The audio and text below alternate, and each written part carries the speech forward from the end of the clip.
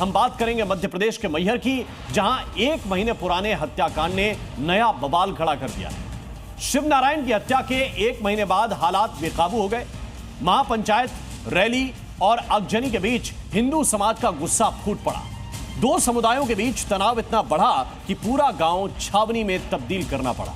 मगर सबसे सनसनीखेज खुलासा जी न्यूज के हाथ लगे ऑडियो से हुआ है, जिसमें आरोपी साहिल खुद सिर तन से जुदा गैंग की तरह हत्या कबूल करता और धमकियां देता सुनाई दे रहा है।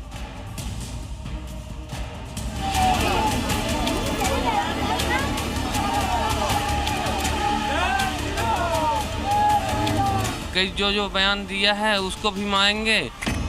अभी 3-4 आदमियों को मैं और मारूंगा छुरे से।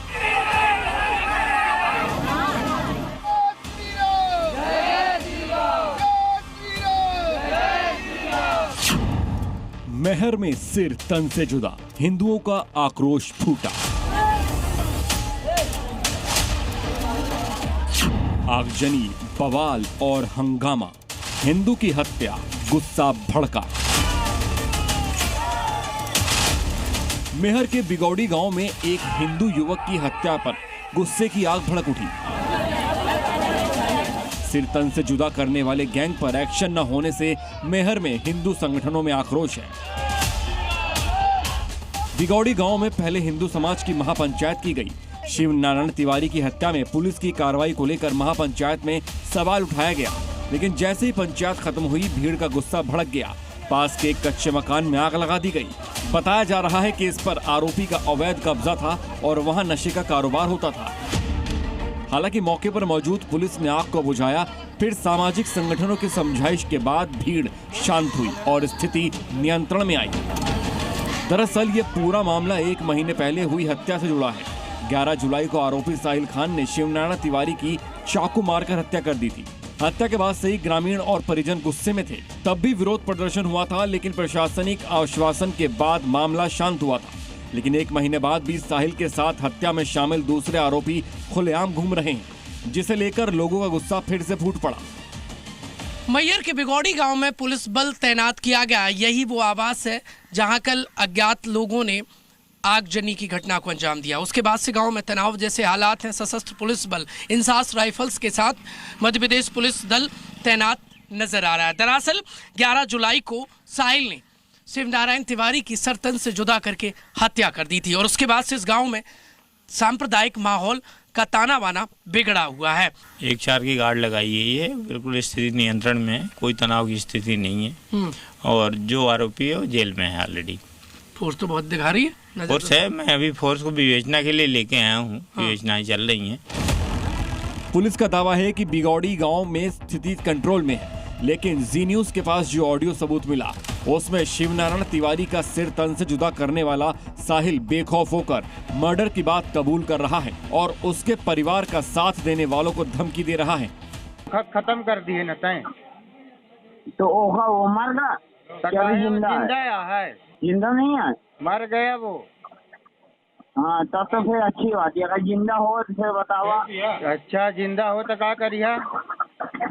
फिर मारा। अच्छा फिर मरी है तय? हाँ तुम्हें बता दिया। दूसरा नंबर लल्ली तिवारी है, लल्ली बनिया के। हाँ वो बचा लिया। अगर तुमसे बचावत बात है ना, सबका मार दे है ना। बिगौड़ी गांव के हिंदुओं का कहना है कि इलाके में कट्टरपंथियों ने सरकारी जमीन पर कब्जा जमा कर अपना आशियाना बना लिया है। हाल ये है कि इनके खिलाफ आवाज उठाने वालों को पहले धमकी दी जाती है और फिर सिर तन से जुदा कर दिया जाता है। फुल आतंक चल रहा है। आतंक तो ऐसा है कि यानी लोग जाएं इधर उधर, उनको भी पकड़ लेते हैं, कहाँ जा रहा है, क्यों जा रहा है। कई जो बयान दिया है उसको भी मारेंगे। अभी 3-4 आदमियों को मैं और मारूंगा छुरे से। मतलब एक आदमी की हत्या के बाद कह रहा है कि और जो बोलेगा उस केस में गवाही देगा उसको भी मारेंगे। सबको मारेगा, हमको मारेगा, नितिन मिश्रा को मारेगा और लाला तिवारी को। कानून का कोई डर नहीं है उसको? बिल्कुल डर नहीं है सर, बिल्कुल उसके दिल में एक भी घबराहट नहीं है। यानी जेल जाने से पहले साहिल ने शिव नारायण तिवारी का साथ देने वाले हर उस शख्स को धमकाया जिस पर उसे शक था। फिलहाल बिगौड़ी गांव में पुलिस चप्पे चप्पे पर नजर आ रही है।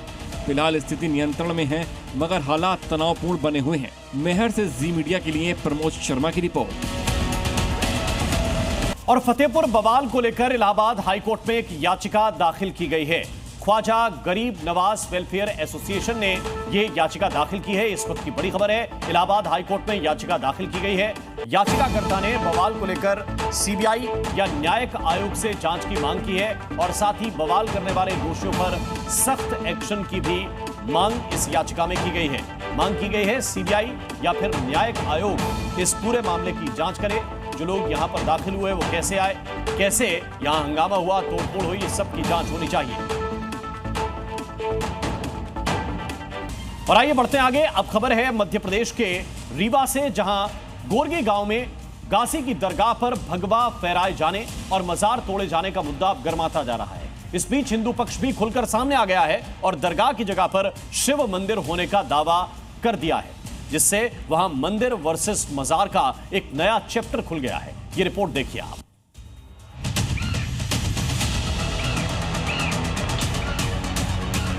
भगवान शिव के मंदिर पर बनाई गई मजार। उसमें शंकर जी का मंदिर था, उसमें स्थापित भगवान भोलेनाथ का था। अब ये कब हुआ, कब शासन हुआ, कब आए मंदिर लोग और कब इसका निर्माण हो गया, उस मंदिर पर निर्माण हो गया। मजार तोड़े जाने पर भड़के भाईजान। मजार तोड़ा जा रहा है।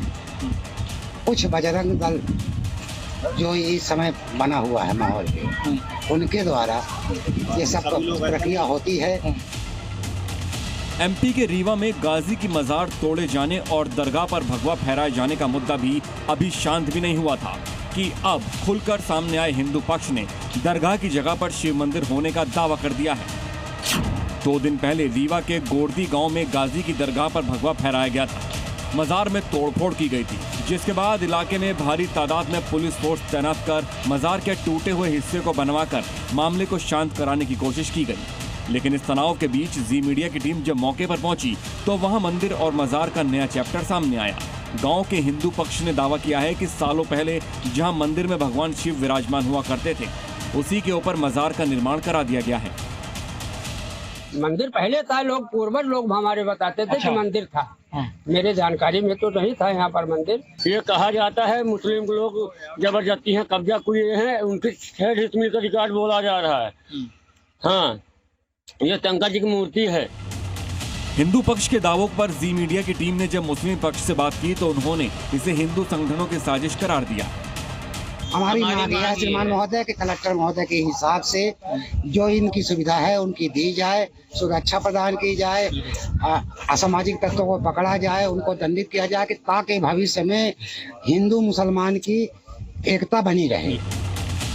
मजार तोड़े जाने के मामले में पुलिस ने भी कार्रवाई करते हुए 4 लोगों को गिरफ्तार कर लिया है। दावा कर रहे हैं कि मजार नहीं, कि भोलेनाथ का कभी मंदिर हुआ करता था। यहाँ मुस्लिम समाज के लोगों ने जबरन आकर कब्जा कर उसे मजार का रूप दे दिया है। फिलहाल महाराज का यह भी दावा है कि हम मांग करेंगे कि इस पूरे घटनाक्रम की जांच होनी चाहिए, ये मंदिर है या मजार। मंदिर मजार विवाद पर प्रशासन ने लोगों से सांप्रदायिक सौहार्द बनाए रखने की अपील की, जिसकी वजह से फिलहाल इलाके में हालात सामान्य हैं। रीवा से अजय मिश्रा के साथ जी मीडिया। और एमपी के बाद अब आपको उत्तर प्रदेश लिए चलते हैं, जहां फतेहपुर में मंदिर मकबरा विवाद का हिसाब खुद योगी करने वाले हैं। दरअसल मकबरे पर दावा करने वाले वक्फ बोर्ड को लेकर ऐसा खुलासा हुआ है जिसका असर इस पूरे मामले को एक नया मोड़ दे सकता है। लिहाजा सीएम योगी ने इस पूरे मामले की रिपोर्ट मंगाई। क्या है पूरा मामला, समझिए इस रिपोर्ट के जरिए।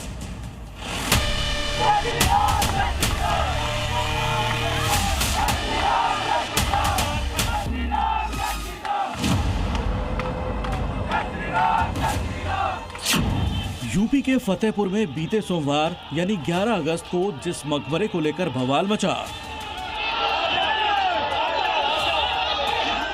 हिंदू संगठनों ने मजार में तोड़फोड़ की और मुस्लिम गुटों ने पत्थरबाजी की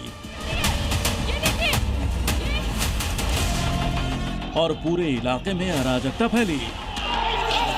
इस मामले की कमान अब खुद सीएम योगी ने संभाल ली है। योगी ने फतेहपुर के मंदिर मकबरा विवाद की पूरी रिपोर्ट तलब की है। यानी अब योगी ये तय करेंगे कि विवादित हिस्सा मंदिर है या मकबरा। दरअसल जिस जगह पर विवादित मकबरा है उसकी जमीन को लेकर अब पेंच फंस गया है। मकबरे के नाम पर गाटा में 11 बीघा जमीन दर्ज है, वहीं वक्फ बोर्ड के पास महज 15 बिस्वा जमीन है। ऐसे में मकबरे पर जो 2 दावे किए जा रहे थे, उसकी हकीकत अब यूपी सरकार की रिपोर्ट से ही सामने आएगी। मालिकाना हक और वक्फ बोर्ड की जमीन में विसंगतियां नजर आ रही हैं। जैसा कि आपको बता दें कि वर्तमान में उक्त गाटा संख्या मकबरा मंगी के नाम 11 बीघे भूमि दर्ज है, लेकिन वक्फ बोर्ड में मकबरे के पास केवल 15 बिस्वा जमीन है। ऐसे में अब सवाल ये उठता है कि वक्फ बोर्ड और मंगी मकबरा के नाम कितनी जमीन है, जो कहीं न कहीं अब जाकर शासन की रिपोर्ट के आधार पर तय होगा। दरअसल ये पूरा विवाद 1970 में शुरू हुआ था, जब मठ मंदिर की संपत्ति और अधिकार को लेकर मुकदमा दर्ज किया गया था। वहीं वक्फ बोर्ड ने दावा किया कि उसके पास मकबरे से संबंधित 15 बिस्वा जमीन है। मुस्लिम पक्ष का कहना है कि 1704 में बना ये मकबरा मुगल काल का है। मकबरे में अब्दुल समद और उनके बेटे अबू मोहम्मद की कब्र है। वहीं हिंदू पक्ष की माने तो जहां मकबरा बनाया गया है, वहां भगवान कृष्ण और शिव का मंदिर है। वक्फ बोर्ड और मकबरा कमेटी का दावा सरासर गलत है। मकबरा है, ये राष्ट्रीय संपत्ति है, मुगल कालीन है। ये फतेहपुर के राजस्व अभिलेखों में 753 गाटा संख्या में दर्ज है। तमाम इतिहासकारों ने भी अपने इतिहास की किताबों में इस मकबरे का जिक्र किया हुआ है। ये वक्फ बोर्ड की जमीन जो 15 बिस्वा बता रहे हैं कि अभी वक्फ बोर्ड की जमीन है, उसकी गहराई से अगर जांच की जाए तो अभी भी वो वक्फ बोर्ड की जमीन नहीं है। और ये यहाँ पर मकबरा नहीं है, ये हमारा मंदिर है। यहाँ पर मकबरा इनका कहीं और है। साफ है कि मंदिर और मकबरे को लेकर हिंदू और मुस्लिम पक्ष की अपनी अपनी दलीलें हैं, जिसे लेकर दोनों पक्ष आमने सामने हैं।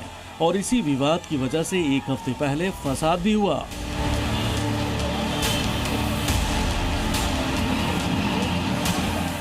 हालांकि मकबरे में हुई तोड़फोड़ के मामले में 80 पन्नों की जांच रिपोर्ट सरकार को भेज दी गई है और इस जांच रिपोर्ट के आधार पर ही दोषियों पर आगे की कार्रवाई होगी।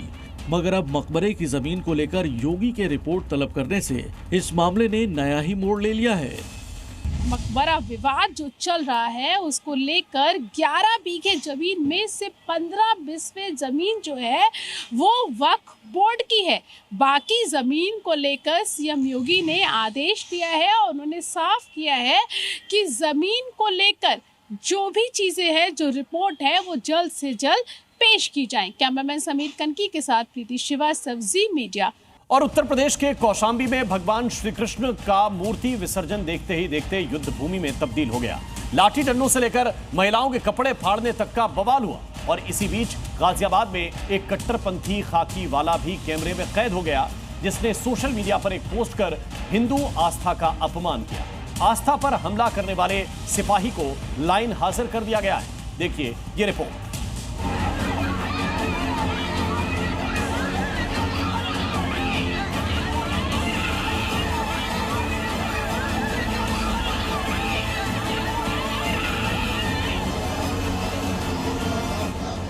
एक तरफ 2 दिन पहले यानी 16 अगस्त को यूपी के सीएम योगी आदित्यनाथ कृष्ण भक्ति में लीन थे। उसके ठीक एक दिन बाद यानी 17 अगस्त को यूपी के ही कौशाम्बी में भगवान श्री कृष्ण के मूर्ति विसर्जन के दौरान कट्टरपंथी मूर्ति पर पत्थर चलाते नजर आए। देश भर में जहां राधे राधे और जय श्री कृष्ण के जयकारे गूंज रहे थे, वहीं कौशाम्बी की सड़कों पर सनातनी आस्था के इस उत्सव को उपद्रव में बदल दिया गया। ये तस्वीरें यूपी के कौशाम्बी की हैं, जहां बजाहा खुर्रमपुर गांव में कृष्ण भगवान की मूर्ति विसर्जन के दौरान अफरा तफरी मच गई। बताया जा रहा है कि विसर्जन के वक्त हुई धक्का मुक्की ने अचानक तूल पकड़ लिया और मामला 2 पक्षों में भिड़ंत तक पहुंच गया। देखते ही देखते लाठी डंडे चलने लगे। महिलाओं और बच्चों तक को नहीं बख्शा गया। यहाँ तक कि महिलाओं के कपड़े फाड़ने की शिकायत भी सामने आई है। घटना का वीडियो भी सोशल मीडिया पर वायरल हो रहा है। वीडियो में साफ देखा जा सकता है कि किस तरह दोनों पक्षों के बीच जमकर मारपीट हो रही है, जिसमें कि कई लोग जख्मी हो गए। कौशाम्बी में कट्टरपंथी ने मूर्ति पर पत्थर चलाए तो गाजियाबाद से एक वर्दी वाला कट्टरपंथी सामने आया। यूपी पुलिस के सिपाही का नाम सुहेल खान है। सुहेल खान ने जन्माष्टमी पर कृष्ण मंदिर में खड़े होकर एक वीडियो बनाया और उसे ऐसी धुन के साथ सोशल मीडिया पर अपलोड किया जिसके बोल पर सवाल उठ रहे हैं। तस्वीर में सुहेल नजर तो आ रहा है श्री कृष्ण भगवान की मूर्ति के साथ, लेकिन बैकग्राउंड में जो धुन लगाई गई है उसके बोल हैं अल्लाह ही है और कोई इबादत के लायक नहीं। जैसे ही ये वीडियो वायरल हुआ, सिपाही को लाइन हाजिर कर दिया गया और उसके खिलाफ विभागीय जांच के आदेश दिए गए हैं। लेकिन हिंदू संगठन की मांग है कि हिंदू आस्था से खिलवाड़ करने वाले सिपाही को बर्खास्त किया जाए। हमारे सभी हिंदू भाइयों की भावनाओं को उसने ठेस पहुंचाई थी और मैंने पुलिस प्रशासन को कहा था, तो पुलिस प्रशासन ने उसको लाइन हाजिर तो कर दिया है, लेकिन लाइन हाजिर करने से काम नहीं चलेगा, उसको तुरंत बर्खास्त करना चाहिए। फिलहाल इस मामले में जांच का इंतजार है। यूपी पुलिस के अधिकारियों का साफ कहना है कि ड्रेस में रहकर या वर्दी की गरिमा को ठेस पहुंचाने वाला कोई भी कदम बर्दाश्त नहीं किया जाएगा। ब्यूरो रिपोर्ट, जी मीडिया। और अब खबर है संभल से, जहां अतिक्रमण पर हो रहे बुलडोजर एक्शन से भाईजान बौखलाए हुए हैं। बदायूं दरवाजा इलाके में 11 अवैध दुकानों को तोड़ा गया तो मुस्लिम दुकानदार इसकी शिकायत लेकर एसपी सांसद जिया और रहमान से इंसाफ मांगने के लिए पहुंच गए। लेकिन सवाल उठता है कि क्या बर्क बाबा के बुलडोजर एक्शन को रोक पाएंगे, क्योंकि अवैध निर्माण की वजह से उनका मकान भी बुलडोजर की रडार पर है। देखिए ये रिपोर्ट।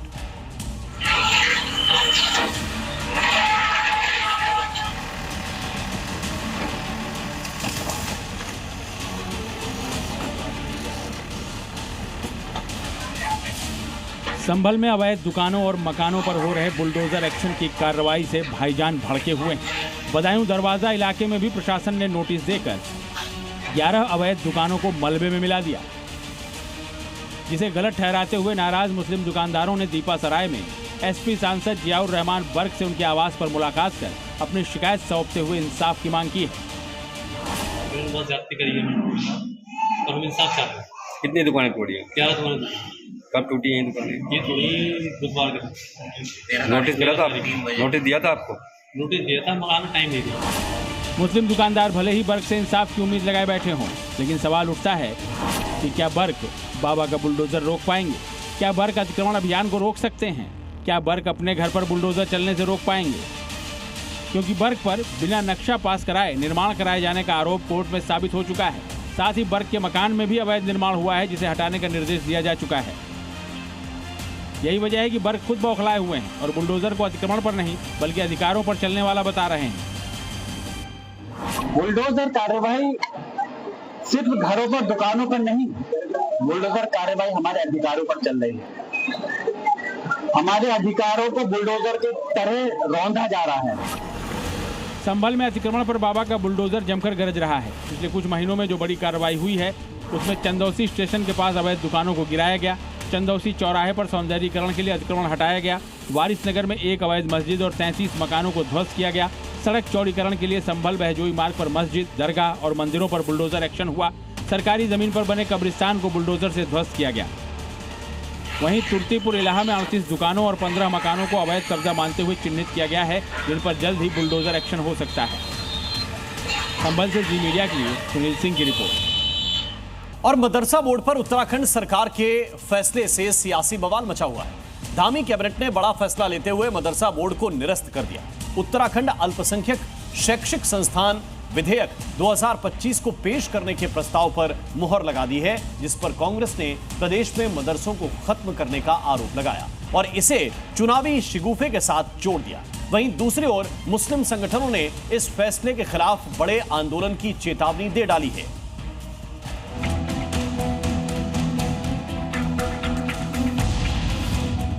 देवभूमि में लगेगा मजहबी तालीम पर ताला। उत्तराखंड में मदरसे बंद करने की तैयारी। मदरसा बोर्ड पर धामी स्ट्राइक।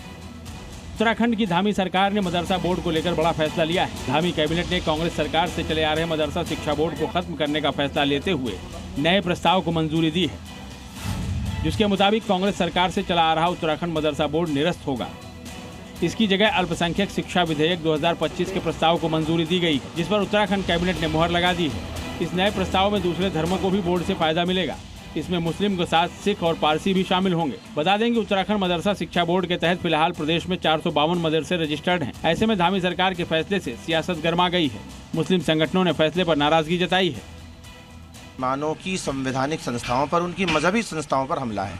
कहीं ना कहीं जहां इस संविधान के दायरे में मुसलमान अपना कल्चर, अपना ट्रेडिशन, अपनी तालीम दे सकते थे, कहीं ना कहीं सरकार अपने हिंदुत्व के एजेंडे में इतने आगे बढ़ चली है कि वो संविधान को भी ताक पर रखकर ऐसे कानून बना रही है। अब उसको ख़त्म कर देना ये अल्पसंख्यकों के साथ में और ख़ास तौर पर मदरसा एजुकेशन के साथ नाइंसाफ़ी है।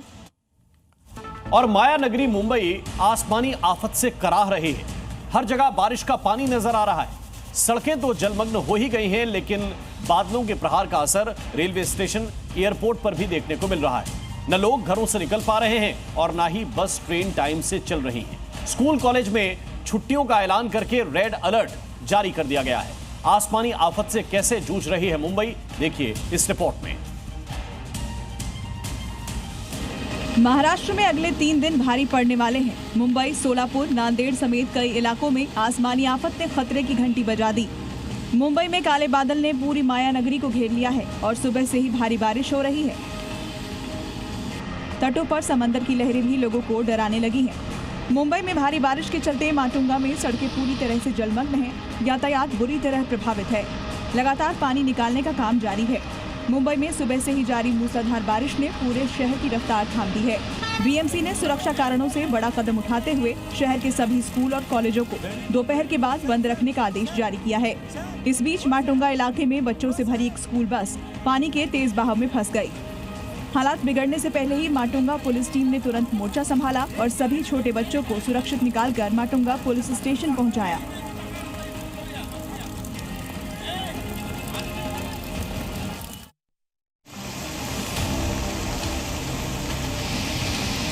लगातार हो रही भारी बारिश के कारण मुंबई की रफ्तार पर ब्रेक लगा दिया है। भारी बारिश की वजह से मुंबई के कई इलाकों में भीषण जाम लग गया है। सड़कों पर गाड़ियां रेंगती नजर आ रही हैं। बीएमसी ने भारी बारिश और जलभराव को देखते हुए स्कूल कॉलेज को बंद करने का आदेश जारी किया है। बीएमसी की तरफ से नागरिकों के लिए एक 916 हेल्पलाइन नंबर भी जारी किया गया है। साथ ही मौसम विभाग ने अगले 2 दिनों के लिए भारी बारिश का रेड अलर्ट भी जारी किया है।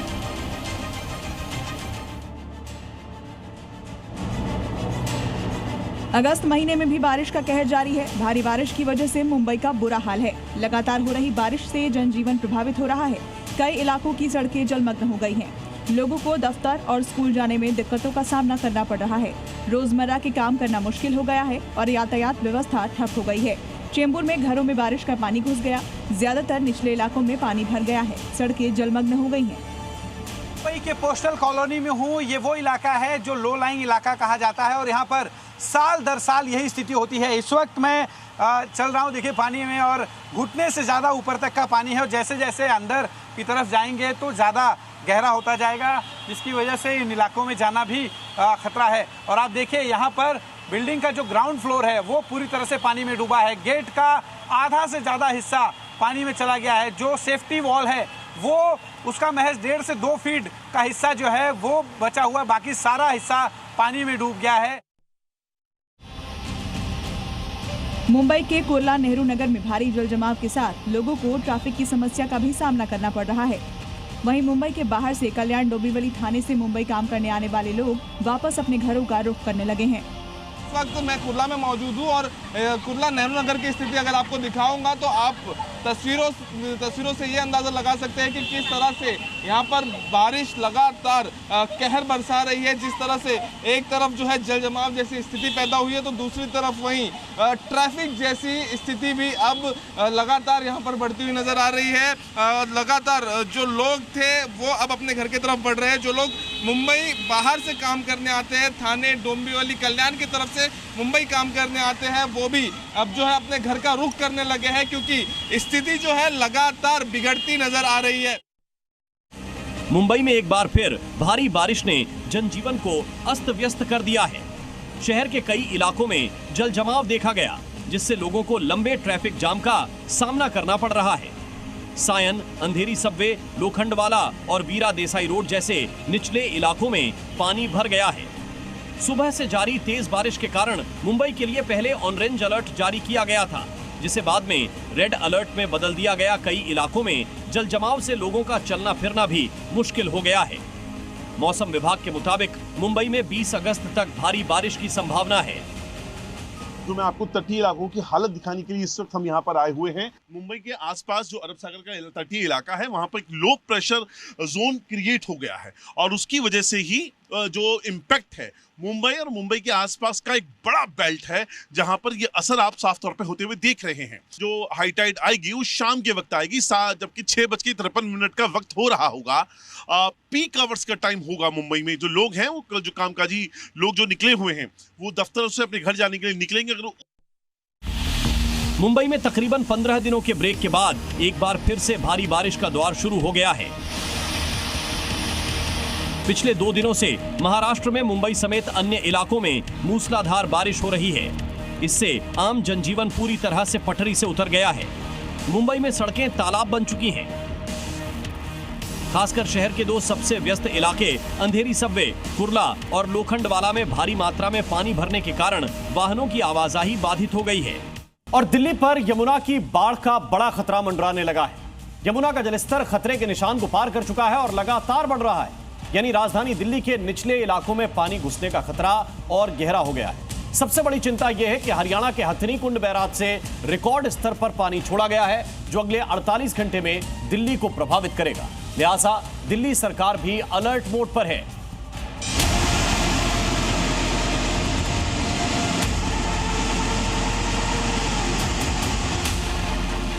दिल्ली में यमुना खतरे के निशान को पार कर गई है। दिल्ली वालों पर बाढ़ का खतरा मंडराने लगा।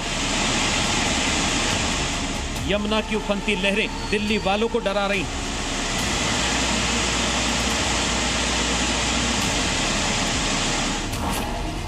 यमुना नदी का जलस्तर दोपहर 2 बजे 205.36 मीटर तक पहुंच गया, तो 2 घंटे बाद यानी शाम 4 बजे 205.48 तक पहुंच गया, जबकि खतरे का निशान 205.33 मीटर है।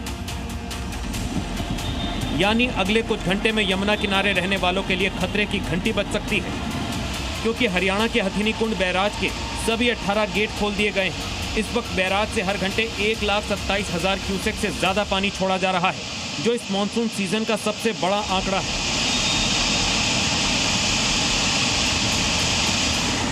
इतना पानी 48 से 50 घंटे में दिल्ली पहुंचता है, यानी अगले 2 दिन दिल्ली वालों पर भारी पड़ सकते हैं। दिल्ली पर आने वाले खतरे को मुख्यमंत्री रेखा गुप्ता भी भांप चुकी हैं, लिहाजा खुद ग्राउंड पर उतरकर तैयारियों का जायजा ले रही हैं। सीएम रेखा गुप्ता ने असिता घाट पहुंचकर यमुना के बढ़ते जलस्तर का जायजा लिया। इस वक्त यमुना खतरे के निशान से ऊपर बह रही है और इसीलिए खुद दिल्ली की मुख्यमंत्री रेखा गुप्ता और कैबिनेट मंत्री प्रवेश वर्मा के साथ तमाम घाटों का जो है जायजा ले रहे हैं, मुआयना कर रहे हैं और दिल्ली सरकार के इरिगेशन एंड फ्लड डिपार्टमेंट के लोगों से पूरी तैयारियों की जानकारी जुटाई जा रही है। इस वक्त आप देख सकते हैं खुद मुख्यमंत्री रेखा गुप्ता और मंत्री प्रवेश वर्मा जो है वो छठ घाट से आगे जाकर यहाँ पर मौजूद है। पूरी तरह से कंट्रोल में है और हमने कंट्रोल रूम से लेकर के सारे पॉइंट जहाँ पे यमुना का मैक्सिमम लेवल होता है उसको पूरा ध्यान से स्टडी किया है, वॉच किया है। लगातार विभाग अपनी ऑब्जर्वेशंस ले रहा है, कितना पानी पीछे से छोड़ा जा रहा है और कितना आगे निकल रहा है।